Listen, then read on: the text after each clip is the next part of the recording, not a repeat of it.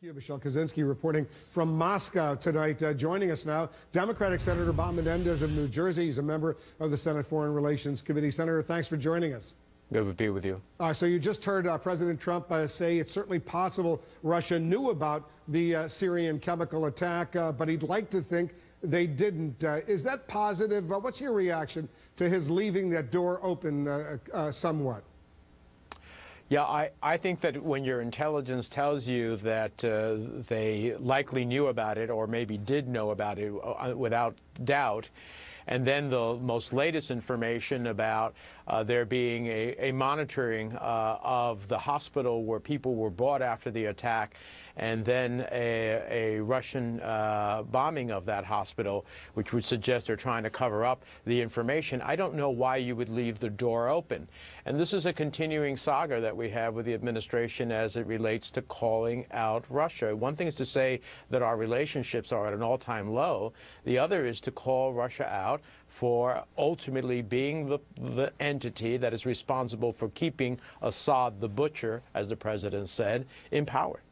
Are you encouraged to hear the president now say he supports NATO? He no longer believes it's obsolete. During the campaign, he called NATO obsolete. He says he no longer believes that.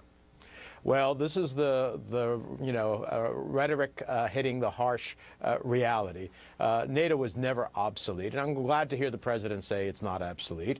However, he chooses to now come to that conclusion. NATO has never been obsolete. It's been a critical part of keeping the post-World War II era of peace and security in the world a critical element, not just for Europe, but in the U.S. national interest. The only time that NATO ever invoked Article 5, which is the section that calls upon mutual response if one of the NATO countries is attacked, was when the United States was attacked on September 11th. So NATO is a critical element.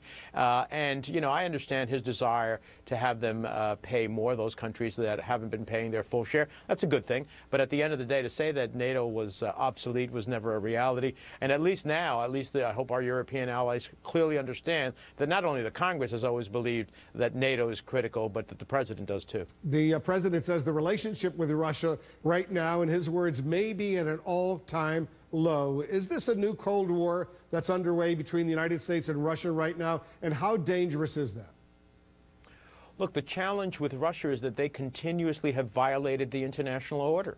They violated when they came in and took over Crimea. They violated when they sent Russian forces into eastern Ukraine. I was there at the time and invaded a country and its sovereignty. Violated the international order when they armed the separatists there in Ukraine and ultimately had one of their missiles struck down a civilian plane. Violated the international order when they indiscriminately bombed civilians in Aleppo in Syria.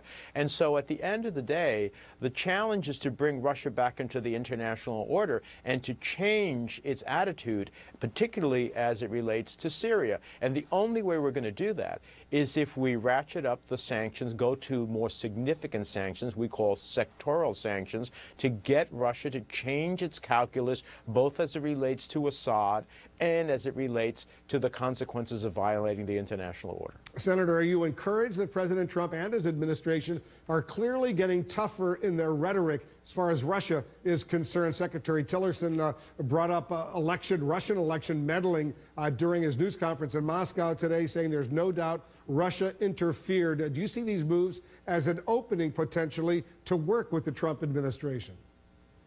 Well, look, I applaud the language, but what we really need is a policy and a strategy that challenges Russia in the ways that I suggested. There is a bipartisan piece of legislation that has been sitting in the Senate, of which I am one of the sponsors, to ratchet up sanctions on Russia, not only for what they've done in Ukraine, what they did in our elections, which is really a cyber attack at the end of the day, and also for what they've done in Syria. Unless we get them to change their calculus by consequences, Putin's KGB mentality will be, I can continue to get away with what I want to do. And so we need to do more than rhetoric. We need to show them actions, because that's the only thing that Putin understands. Senator, we have more to discuss. I need to take a quick break. We'll resume our coverage of the breaking news right after news. President Trump has some pretty harsh words for Russia, saying relations right now may be at an all-time low. But he's also praising China's president, saying the two leaders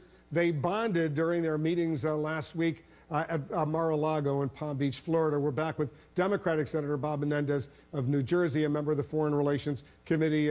Senator, President Trump also told the Wall Street Journal in this new interview that he will no longer label China as a so-called currency manipulator. I know you've supported legislation calling Chinese currency manipulation an illegal trade. React to this reversal by the president, who pledged, by the way, during the campaign to label China as a currency manipulator as part of his first 100-day action plan.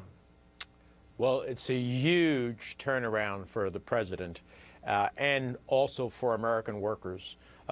China manipulates its currency whenever it finds the necessity to do so to prop up its own workers and its own economy. But the consequence of that is that American workers get hurt, American companies get hurt, and ultimately our economy gets hurt. And so I guess this warming of relations between him and President Xi may have had him change his mind, but I hope he got a commitment from China that they're not going to be a currency manipulator anymore, and that they're going to help us with North Korea, because they have the ability to do so. Now, I don't know if he played one thing off for the other, which is comments almost suggest that he's going to be helpful to us. President Xi is going to be helpful to us on North Korea, and he's turned around on currency manipulation. But, you know, the proof is in the pudding. And so far, China says they want to work with us on North Korea, but they haven't done what is necessary. And clearly, they have the biggest wherewithal to turn North Korea in a direction that moves it away from its nuclear weaponization. Senator Menendez, thanks very much for joining us.